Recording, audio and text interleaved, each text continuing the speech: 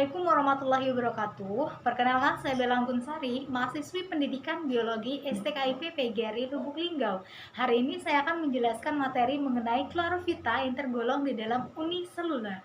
Apa saja sih yang tergolong di dalam uniseluler? Yang pertama ada bangsa Chorcercidales, yang kedua ada bangsa Ongonales, yang ketiga itu ada bangsa berkoloni. Teman-teman, apa saja sih yang termasuk dalam berkoloni? Yang pertama itu ada bangsa Phorphorcetes, yang kedua ada bangsa Unguanales. Nah, teman-teman, sebelum kita lebih lanjut membahas materi kita pada hari ini, terlebih dahulu kita mengetahui dulu apa itu klorofita.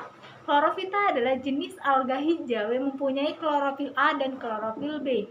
Hidup berkoloni. Nah, biasanya klorofita ini ya teman-teman ya, dia bisa menyimpan makanannya dalam bentuk sarifati di dalam plastida mereka.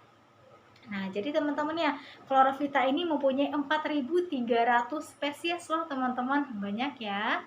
Nah, yang pertama itu ada bangsa apa tadi? Bangsa Chorcercidales. Nah, bangsa Chorcercidales ini mempunyai sel-sel yang vegetatif. Sel-sel yang vegetatif, dia tidak mempunyai bulu cambuk loh teman-teman. Dia tidak mempunyai bulu cambuk sehingga dia tidak dapat bergerak. Dia itu menetap ya teman-teman ya. Apa itu fungsi bulu cambuk? Bulu cambuk itu adalah alat pergerakan.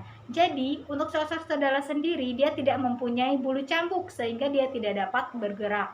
Nah, di mana sih biasanya kita bisa menemukan Chorcercidales ini? Yang pertama itu di air tawar. Yang kedua itu bisa di dinding-dinding yang basah. Yang ketiga bisa di kulit-kulit pohon yang basah. Nah, di sana kita bisa menemukan yang namanya Chorcercidales. Nah, biasanya Chorcercidales ini, teman-teman ya, hidupnya sebagai zooplankton di air tawar. Dia tidak bergerak ya. Dia tidak mempunyai bulu cambuk. Nah, yang kedua itu ada bangsa Ongonales. Nah, teman-teman, bangsa Ongonales ini dia mempunyai satu bulu cambuk di bagian muka. Nah, satu bulu cambuk di bagian muka ini sehingga dia dapat bergerak. Beda ya teman-teman ya sama Chorcercidales tadi. Kalau Chorcercidales dia tidak mempunyai bulu cambuk sehingga dia tidak dapat bergerak. Sedangkan Ongonales itu dapat bergerak tapi mempunyai satu bulu cambuk. Tekankan lagi, apa itu fungsi bulu cambuk? Bulu cambuk itu adalah alat untuk pergerakan. Contohnya sebagai ini ya teman-teman. Nah, jadi teman-teman, kalau Ongonales tadi, apa sih contohnya?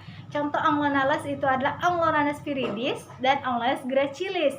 Nah, teman-teman, di mana kita dapat menemukan Ongonales viridis dan Ongonales gracilis ini? Biasanya dapat kita temukan di bagian air tawar juga ya, biasanya di air tawar dan bagian-bagian kolam yang berlumpur. Yang ketiga ada bangsa yang berkoloni. Nah, bangsa yang berkoloni tadi yang pertama ada bangsa Phorphorcetes. Nah, Phorphorcetes ini warnanya itu sangat hijau pekat ya teman-teman ya. Nah, warnanya sangat hijau pekat, mempunyai 2 sampai 8 bulu cambuk loh teman-teman, banyak ya, sehingga dia dapat bergerak. Lain sama Chorcercidales tadi, kalau Chorcercidales dia tidak mempunyai bulu cambuk. Cuma satu yang tidak mempunyai bulu cambuk yaitu Chorcercidales, bagian lainnya mempunyai bulu cambuk. Seperti Phorphorcetes ini tadi, dia mempunyai 2 sampai 8 bulu cambuk. Mempunyai satu inti dan satu kloroplas. Di mana dapat kita menemukan Phorphorcetes? Sama di air tawar juga ya teman-teman hidupnya ya. Nah, namun dia dapat bergerak, tidak menetap. Nah, yang keempat itu ada bangsa Ongonales. Nah, Ongonales ini hampir mirip sama Zoospora. Dia mempunyai 4 bulu cambuk teman-teman, sehingga dia dapat bergerak.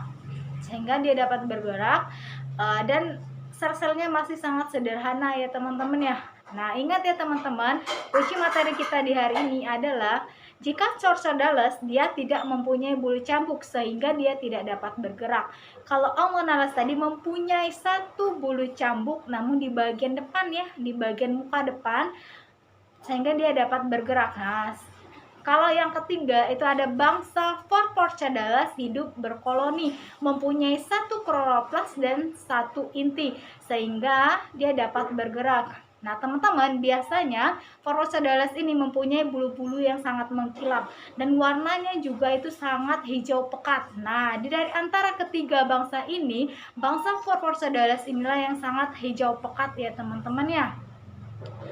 Sekianlah penjelasan dari saya akhiri. Wassalamualaikum warahmatullahi wabarakatuh.